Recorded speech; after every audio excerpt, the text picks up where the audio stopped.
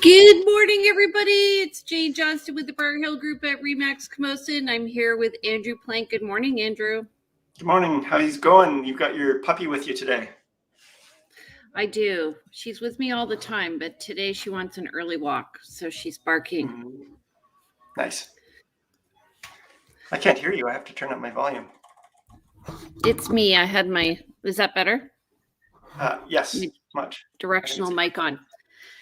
Okay. So we're at our last show before the end of the year. I like that you got the fire lit and it's all cozy. Yeah, and I your have my decks out. Yeah, and show us your little holiday festivity that you're leaning forward. Come on, lean back. There you go. There it is. Yes. Very cool. I made it myself. I can tell.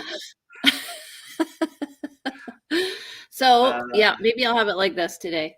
Yeah, I'm always bah humbug until the visited by the ghosts of Christmas past, present, and future, and the night before Christmas, and then I'm all like, Merry Christmas, ho ho ho.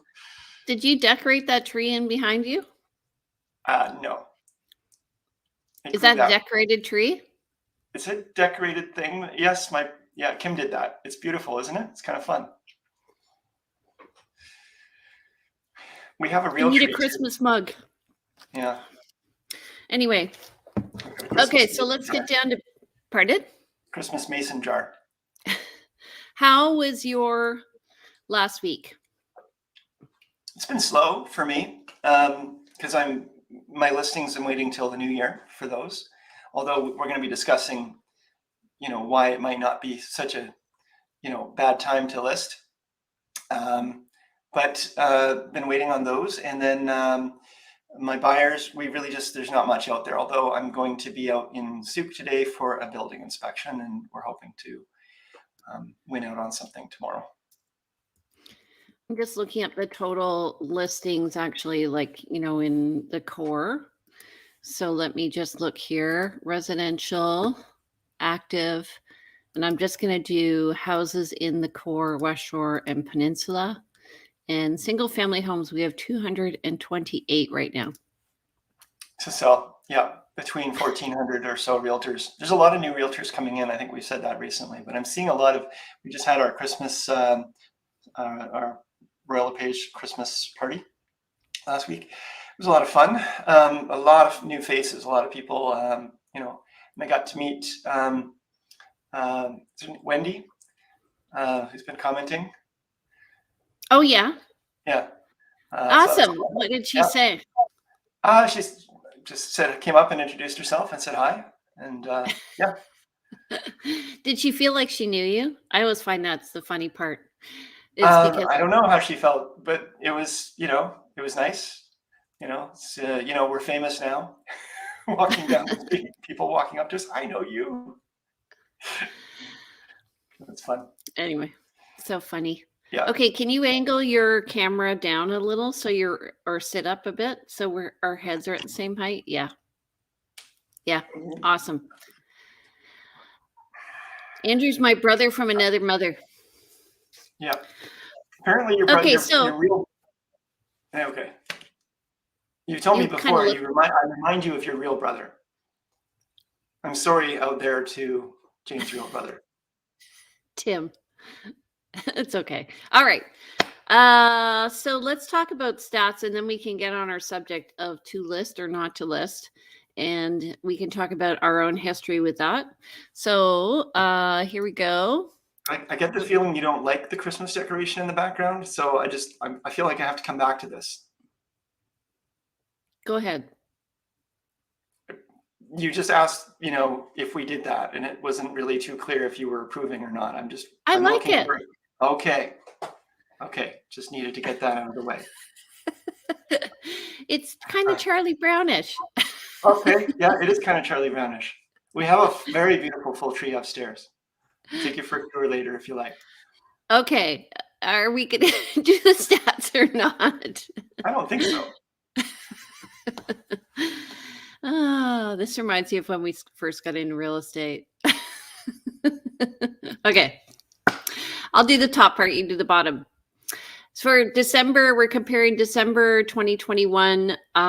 So obviously we're only halfway through the month compared to December 2020, the total month last year. Mhm. There were 190 unconditional sales so far this year, or this December, compared to 631 in December of 2020.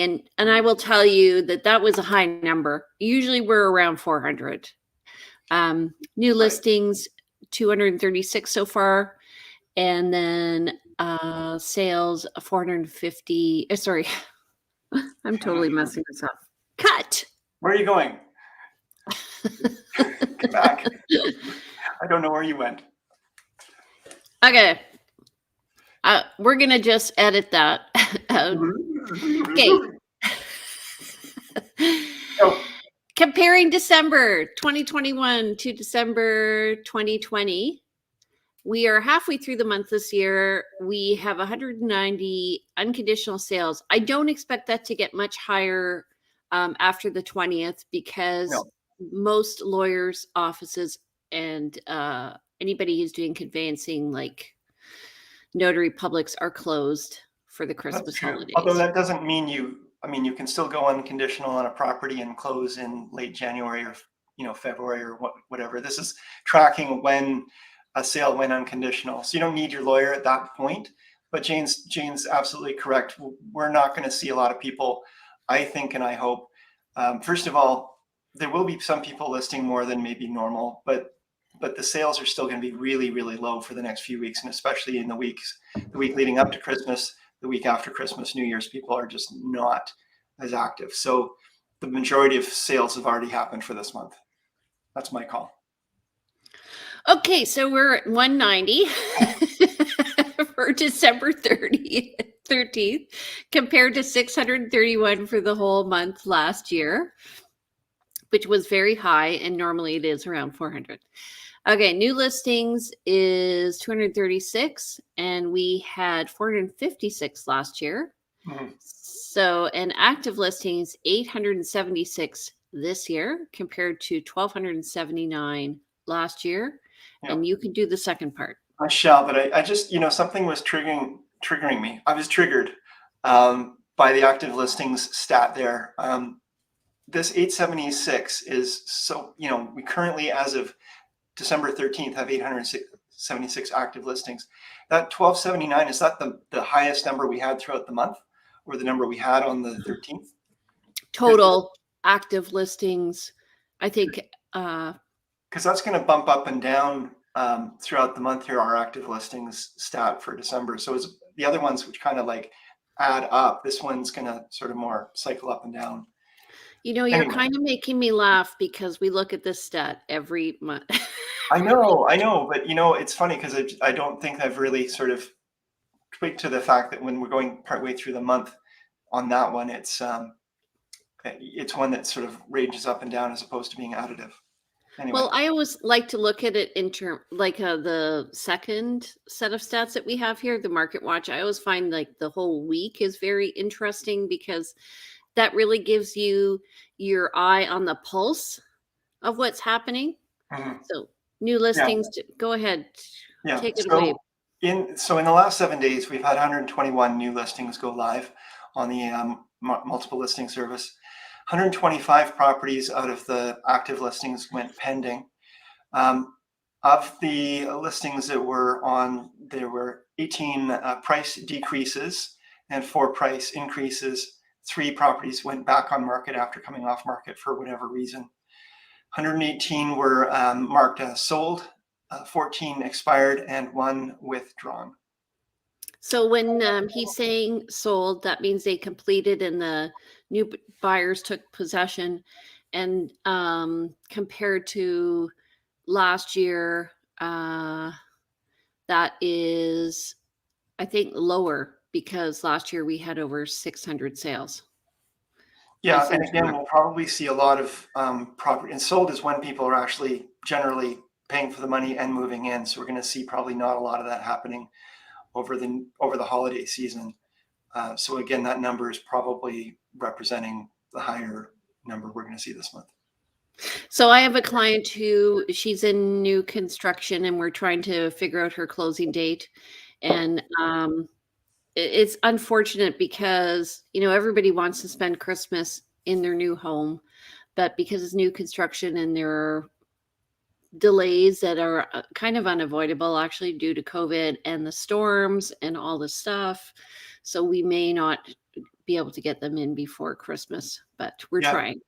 And this is one of the things that is repeatedly, comes up for new construction, and we need to really remind our clients of is if it's still a hole in the ground, or even if it's pretty substantially completed, there can be delays.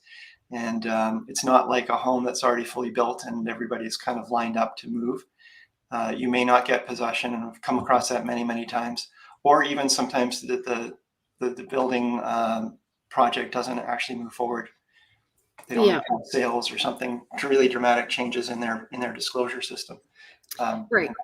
So, and you need the occupancy certificate, then you need the money, then you need the conveyancing, then you have possession. So there's a couple of steps. So all they're thinking about, the buyer is like, can I just get in? But we have to process it all. And we talk about this holiday season, and regardless of your beliefs or religion or what have you, this time of year people tend to be doing vacations, and the majority of a lot of people are celebrating Christmas and taking that time off. So it can be an opportunity for some people, but it's going to, good luck if you want to have a closing during that period, because most of the lawyers who are already quite busy are not going to be working. They often take those times as holidays. So when we talk holidays, we're not just saying this is a celebration. This is also a time where there's less availability to do business as a whole. Well, so would you list your home right now? Good segue, Jane. Thank you. Well, I like my home, and I have no plans to move. But if I was planning to move, I would consider listing now. I find that normally this time of year is not a great time to be listing, as we've sort of been talking about some of the reasons why. At the same time, right now, I'd say we have 5 to 10 active buyers for every listing on the market.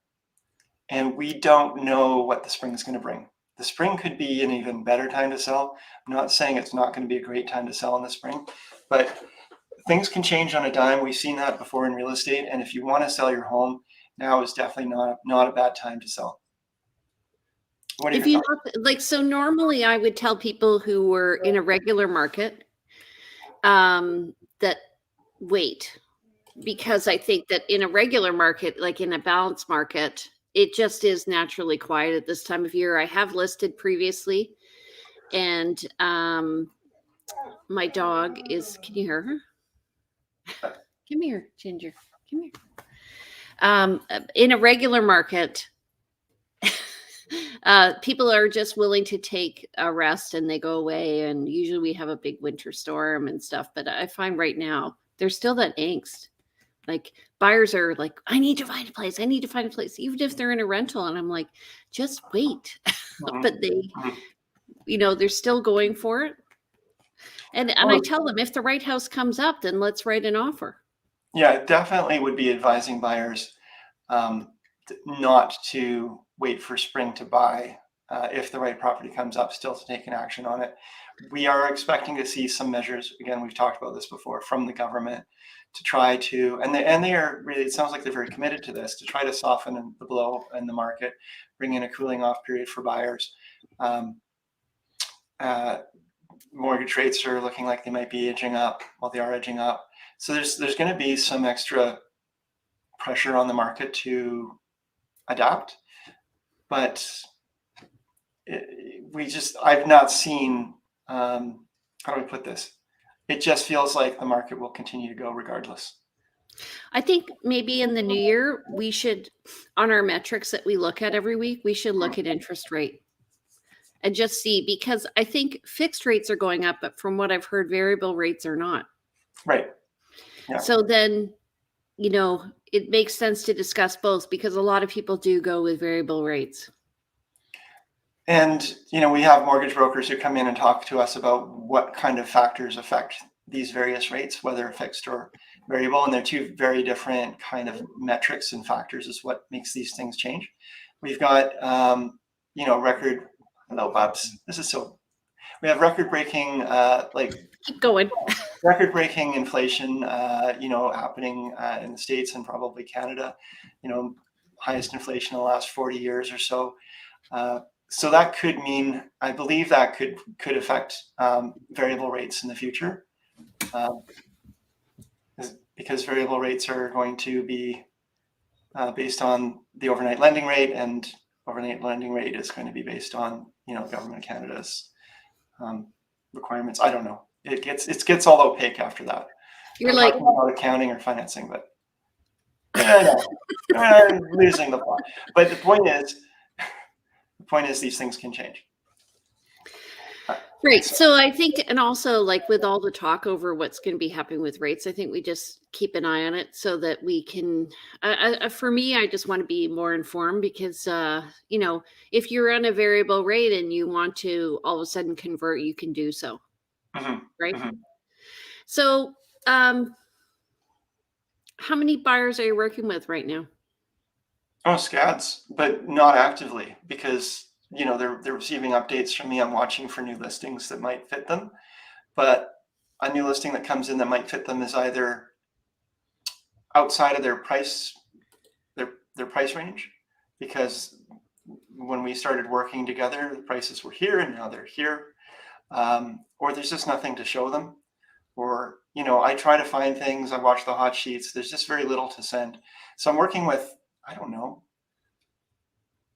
like if the right properties came along, probably 25, 30 buyers, but really actively, maybe 5 to 10. Yeah, I find like probably 5 to 10 that when I'm actively going out, and I'm doing one-offs right now. Hold on, my door is closed. Yeah, one-offs is in like and we've seen some of our colleagues posting to social media about this on our various realtor social media channels, but you set up to show 15 properties of what looks like it's available, and then you end up narrowing that down to about 5 because you make your showing requests and then discover that 10 of those are already under contract. And then by the time you show the property, there's a few more under contracts. You might end up having 1 or 2 to show out of the 15 that you or your buyers had identified as properties they wanted to view.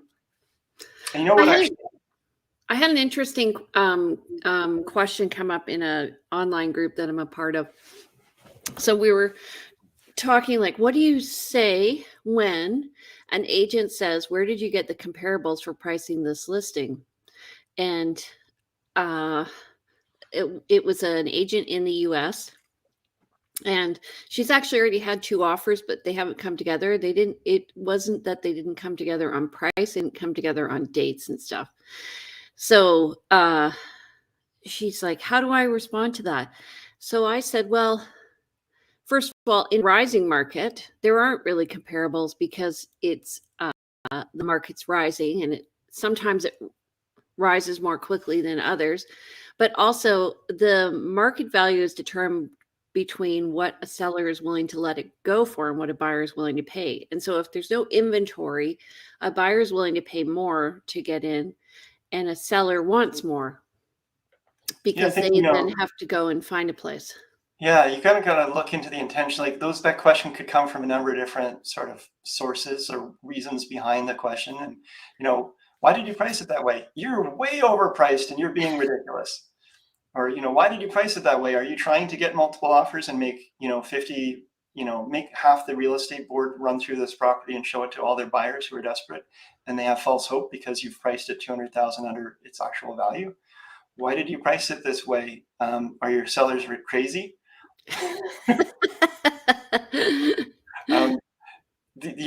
And what's your seller's motivation is, we ask sometimes these questions just to try to shake a little bit of answer out of the agent and find out some motivation. I had a listing on Lockside Drive, and it was listed a long time ago with a different realtor who was a great realtor, and or who is a great realtor, and they didn't get any showings. Mhm. And so when I listed it, well, first of all, we did a major thing. We cut down a tree that was between them and the view. They had this tree that had grown up like literally the whole window width, and it was Mhm. right beside the house, and it made the house really dark. So anyway, we cut this tree down, planted other Or trees. tree. Oh, okay. Wow. And then uh when when was pricing it, I was thinking, okay, well, the location of it was between the highway and Lockside Drive, Mhm. so right beside the highway. Yeah. So it's like, Difficult. you don't want to price it up here Mhm. because it's right beside the highway. And so I got, a little flack from sellers, or not sellers, from buyers saying, you price this house too low and all this stuff. And I'm like, well, a few years ago, nobody was looking at this house, like no viewings, and I've Mhm. priced it higher than then. Yeah. Anyway, we did get No, offers. it's true because people also, I mean, everyone's an armchair critic and knows pricing so well, but we have both seen that location is really important in real estate, and that's the mantra that everyone talks about. And when you're right on the highway and you've got highway noise and so forth, then it's going to take a hit on the value, all things being equal. And I advise all my buyers, even if they're really interested in that property, because it's the only one that fits their needs right now, you got to think about what things are going to be like in a different marketplace where you're one of 20 similar properties, but yours is the only one on the highway. If people are going to overlook it and overlook it and overlook it until you can incentivize them with enough of a price discount. And so you're in a negative situation at all times. So last year I had a listing in Machosen that was on a sloping lot, and Mhm. you went through it on Duke Road. Anyway, the sellers were like, I think we're going to take it off the market for Christmas.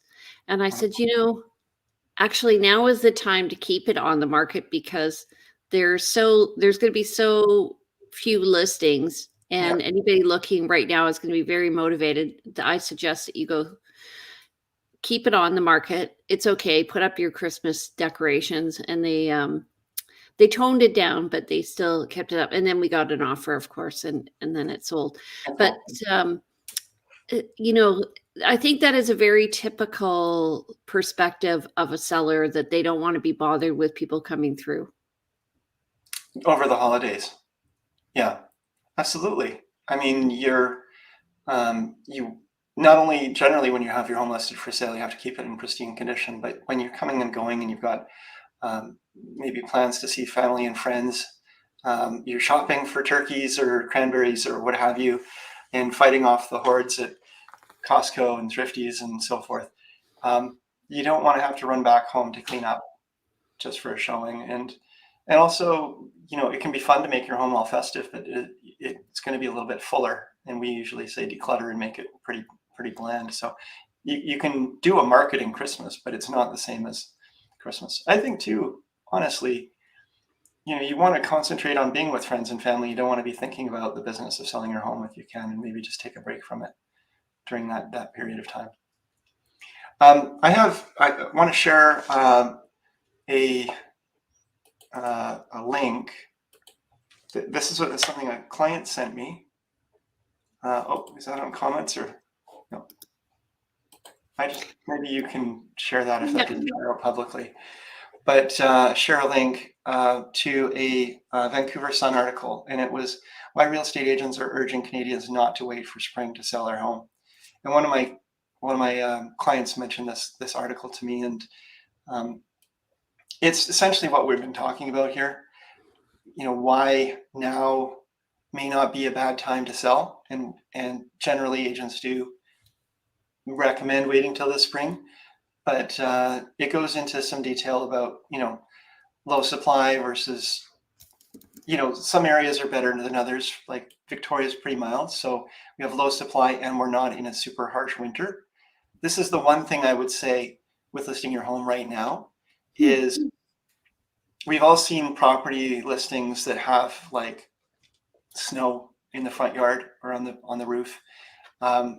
You go to launch the home on a weekend, and you end up with, a atmospheric river, uh, and and it's just and you plan an open house, but nobody's coming. So these are and or if there's a cold snap or what have you. So it can be a little bit more difficult to predict. Um, at the same time, though, supply and demand, there are so many buyers out there and new buyers coming out at all the time that it's really still worth doing. But anyway, this talks through the pros and cons. So I have a high maintenance dog today. seems that way. Why don't you get a doggy door on there? Good idea. Go lie down. You've got your wrapping my... all out. I see you've got your wrapping all out and ready to go, but I can't see the presents, so I can't see what you got me for Christmas. Oh God. I think we should just delete the show. I'm okay with that. It's so bad. When has my dog wanted to go in and out 3 times? Oh my God. I think it's endearing and people will love it. Okay, Jane. It's a ginger day. She's ginger centric. Okay. So, okay, what you were saying though is interesting to me, because sometimes, okay, there's a few things. First of all, there's a natural rhythm to real estate that will follow the seasons. There are also times when people naturally want to list their homes, and it's usually after holidays because they've had a discussion with their partner, and they're like, mano a mano, okay, let's make a change. We actually have time to discuss this. And then they make the decision, and then they list the house. And or they realize over the holidays, because they're spending more time together, that they hate each other and it's time to sell the house. There's a lot of family changes over the holidays as well, we find. I'm just saying. These things, these things come out. Yes, agreed. And then so what I've realized over the course of my career is I used to kind of like try and force things, and I'd have like an open house on Mother's Day or an open house on nobody would come by. And so I've stopped doing that, and I just kind of decide, okay, you know what, I'm going to just receive whatever the energy is out there. And if it happens to be like, it looks like it's a good weekend for open houses or whatever to list a property. Yeah. Like I have become more in tune. You've gone Zen. Yeah. Absolutely. Like you cannot, force that square peg into the round hole. And real estate is all about making, there's the traditional view of the real estate agent who's like out there driving to make sales and get people into homes and meet a quota or what have you. And then there's and I mentioned our Christmas party, but I was talking to some great young agents, and their attitude, and it reflects, I think, our attitude is, what I'm trying to do out there is help people to understand what they're looking for and get them to, the right fit for themselves and their family. And it's not about talking someone into buying something, although he did mention, this one particular agent, and I agree, that sometimes you need to help people come to a decision that they might be a little bit on the fence about. As if with a rising market like we've been talking about, if you're a little hesitant, you may not get in. And if you don't get in, then you're going to lose out on, you're going to be paying an extra $100,000. So there's that frank discussion to be had, but it's not about forcing a sale. Go ahead. Yeah. So that being said, sometimes people list a property on a Friday and we have a big storm, which has happened. And so I have been the agent that has gone out in the big storm and shown the property because nobody else is going to, and we write the offer super quick so that we can get the accepted offer for my client. And that has been like recognizing the opportunity when it comes is important, especially like if it was a special and unique home, which this was. Hey, Jane, look over there. Look over there. Look. Okay, so when there's a distraction, whether it's a change in the market or something big in the news or a holiday, our eyes are off of the prize. And you're right. I've seen that many times, and it's a great time as an opportunity as a buyer for that one property that just listed that nobody else is looking at. And generally, Jane, do you find like if I find a property that's listed on a Sunday or on a holiday, it's because somebody has called up their agent and said, I just want to sell and I got to get it on the market as quick as I can, or there's not a lot of strategy put into it, and maybe there's some desperation and there's an opportunity for buyers. It's not something that's been really thought out or planned out and launched with a plan of like, we're going to look at offers at a certain date and time, and some extra protections for those sellers, unfortunately. So when something is kind of done from the hip, then for agents who are working with buyers, there's an opportunity. Yeah. And I think it's just like, I think the thing is, what I tell people is, okay, the strategy is you're going to buy in the spring, but let's keep our eyes open right now. And for sellers, the strategy is we're going to, like, whatever the strategy is. So it's either list now because it is still a good market, or it's list in the spring when you know you're going to have more inventory to choose from on the buying side. Now, what do you think of the argument where people say, I don't want to have a false start, generally this time of year is slow, or I want to put it on the market, but I want to take it off again. And then it'll look like it's been a failed listing. It'll look like, if it doesn't sell in this first round, and traditionally there's like longer days on market over this time of year and stuff. So we're kind of fighting against that sort of traditional mindset. So I've had that where I've listed 2 properties actually in the past over different years, and where the seller's like, well, if the ratio, the list to sale ratio is really good in December, let's list it in December. But I found often the snowstorm or whatever in both cases has come in, and so we've just relisted it in January, and I find most people are forgiving of that. Mm-hmm. So yeah, and just fresh start. It's funny because I'm working with a realtor right now, and that realtor said, I think it's misrepresenting the market if you relist. And I'm like, well, sometimes you just need to restart because realtor.ca takes those listings off somebody's search because they have a check mark that says only new listings. Did you know that? If somebody's doing realtor.ca and not working directly with an agent, then they're one of those people who will probably be working with an agent soon, or they're not really a true buyer. But I do, I don't monitor that exactly, but I do know that, anything that's been on market for a little while begins to look stale. And there are many reasons to relaunch,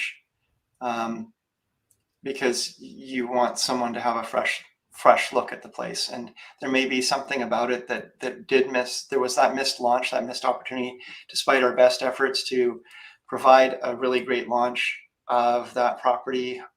We realize after it's listed that it's just not, the market's not picking up what we're putting down. Maybe it's been marketed as a retirement home for empty nesters, and it's really, we're realizing that everybody that's coming through is younger couples. Maybe it's time to take it down, relaunch it with a whole new write-up, change up the photos. Again, if there's photos with snow in the yard and it's a listing in the spring, you don't want that, because people are you don't want to reuse those photos. People will really realize it's been around for a long time. And there's always a subset. We were talking about this for timing, and this is why over the holidays it can work. There's this pool of buyers that have been looking for a long time, and it's always in existence, this big pool of buyers. But then there's always new people coming into the market. There's people coming out of the market, but people coming into the market. And those people are going to look not just at the new listings, they're looking at everything on the inventory. And if they see your home and it compares to what else is out there, and you're one of few to choose from because you're listed over the holidays, and they're in that mode of like, I just want to buy something, then you have a much better chance of selling. You can't catch a fish if your hook's not in the water. Ooh. That's a good one. Okay, I agree with that, and I also will say that once a buyer has your home on their list to view, Mm, and if you don't allow that viewing, they're gone. Rarely will they come yes. back. This is something I come up with. This is something that comes up often is, oh, I'm tired of showings, or, I don't want to have showings between They this don't hour and come. this hour on these days. And then invariably we get a request, and it's their choice, if they want to have it or not. But the more open you make, open arms, you're going to have more people coming in to see your home. And those people often will not come back for a second look because they're And I making will arrangements. say there is something to be said about your mindset as a seller that I'm gonna sound like I'm part of the freaking woohoo crew, but No. it's totally people perceive your mindset, and, when you get discouraged or when you're negative about selling your home, people I don't know why, they perceive it, they get a feeling, and then it doesn't happen, and, like, I've had sellers who, when we were, listing their home, they would be across the street in a car, and it's like Mm. people feel like they're being watched, and they are being Yeah, watched. no, there's messages in everything we do, and the sellers, the point of, what we try to coach our clients to do in terms of decluttering and making the home as available as possible, and doing some prep to make it sell, is all to help them have a very fast and efficient sale for the best price. But if they don't take that advice, that's their business. But the more roadblocks you put up, and the more as buyers and their agents come through, you pick up things consciously and unconsciously as you go through a house. We all have those conversations with our buyers as we're looking through a home, and we're trying to understand who the sellers are, what their motivation is, because if you do like the home, you want to make an offer that the seller is going to respond to. But when a Well, and seller is also saying roadblock, you can't come in until these little hours, and roadblock, we haven't really cleaned up the place very much, and roadblock, we haven't done these little fixes that are kind of normal. You start to go, I don't know that these people are going to be, oh, and roadblock, the price is higher than everyone else, because the seller says, well, somebody can always make an offer. But the buyer's saying, this person doesn't seem too reasonable to me. yeah, they don't wanna sell. Yeah. Yeah. So some people say, like, how do you, I often find actually when I'm working with a buyer and seller, often the mindset, if it starts to flow really easily, the mindset's very similar. It's very interesting. Yeah. So, like people who are easygoing usually have easygoing buyers, and things just flow right through. Sometimes, if you have a difficult seller who, like as you said, put up the roadblocks, I had that happen last year, and you know, the buyer's like, "Why are they making it so hard? Do they not wanna sell?" Well, I don't know. I'm not the listing agent, but if you want the house, we have to just keep moving forward, like Yeah. I'm going to share a screen here. This is something I have in my in both my listing presentation and my buyer's presentation. Oh, where is that sharing? That's not sharing. There it is. So there's this quote, and it's been attributed to Goethe as well as William Oh, yeah. Hutchinson Murray. But I share this with my clients, and I really hope that they understand it. And we talk woo-woo a little bit, but I think it's more than woo-woo. I think when there's psychological resistance to doing something, you put up your own roadblocks. So until one's committed, there's hesitancy, there's the chance to draw back, and there's always ineffectiveness. Concerning all acts of initiative and creation, there is one elementary truth, the ignorance of which kills countless ideas and splendid plans, that the moment one definitely commits oneself, then providence moves too. All sorts of things occur to help one that would never otherwise have occurred. A whole stream of events issues from the decision, raising in one's favor all manner of unforeseen incidents, meetings, and material existence, which no man could have dreamed, man or woman, could have dreamed would come his way.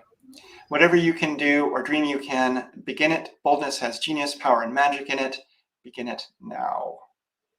I just like that because to me, I see it happen all the time with buyers and with sellers in terms of how much hesitation or commitment they have to the process.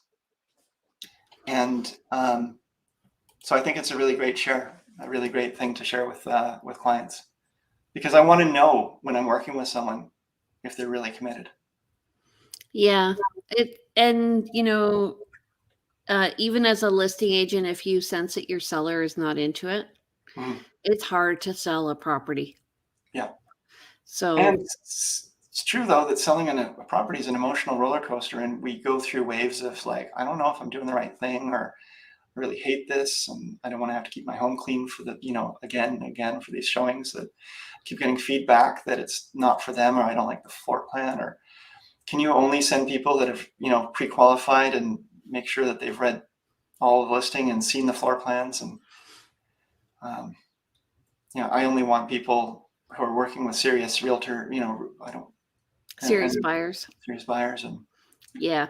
Well, let me tell you, everybody, a realtor is not going to waste their time if a buyer isn't ready, willing, and able to purchase. Generally not. Generally not. Generally not. Okay. So our next show, which will hopefully be a better one than this show.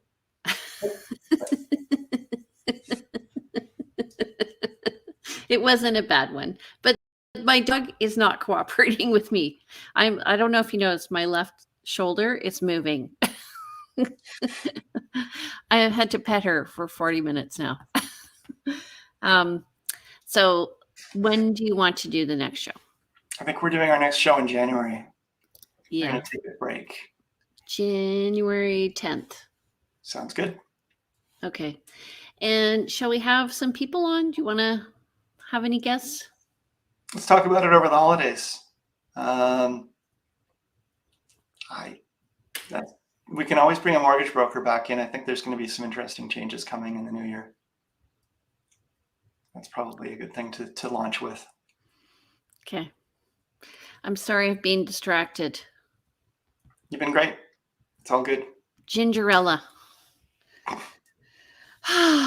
Okay. So, and are you doing anything special for the holidays? Visiting with friends. Going to have family over on the 25th. Not going anywhere. Working.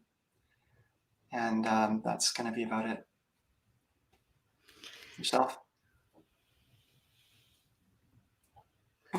I'm going to be walking the dog. Yeah. Yeah, we're hanging out with friends. I'm just trying to connect with people again. I feel like I've really been a hermit. So just trying to do stuff, even if it's a walk outdoors, or, meet at a pub and just say hi and just see friends I haven't seen in a while. Pay attention to people again. Hey, Will, maybe we won't be doing a public show in the coming weeks. But Jane, maybe you and I could meet at a pub at 10 a.m. on a Monday. Sure. Let's do it. Maybe 10 p.m. 10 p.m. Yeah, it's a little late for me. Okay, let's do it. All good. All right, guys. Thanks so much for coming. Jane, how would somebody reach you if they're trying to reach out to you? Oh, thank you, darling. Hey, everybody, it's Jane Johnston. You can call me at 250-744-0775. You can reach me at briarhillgroup@gmail.com. And you can visit one of my two websites at briarhillgroup.com, which talks about buying and selling real estate. Or if you want to talk about Vancouver Island lifestyle, please go to vancouverislandtime.com. Andrew. You can reach me at my cell phone or text 250-360-6106. Email me info@andrewplank.com. So that's just my name, info@andrewplank.com. Check out my website, andrewplank.com. Maybe not as exciting as Jane's or as comprehensive, but still, there's some good, useful stuff there. And best of all, reach out to one of us, because we're happy to help and happy to have these conversations offline as well as online. Yeah, and I suggest you do want to work with Andrew because he's awesome. And Jane. And Wendy Coleman says thanks. Awesome. All right, Wendy. Have a good holiday, everybody. We'll see you in the new year. Andrew, drinks are on me. Awesome. Okay, take care. Have a great year. Have a great, yeah, rest of the year. Okay, Happy bye. holidays. Bye.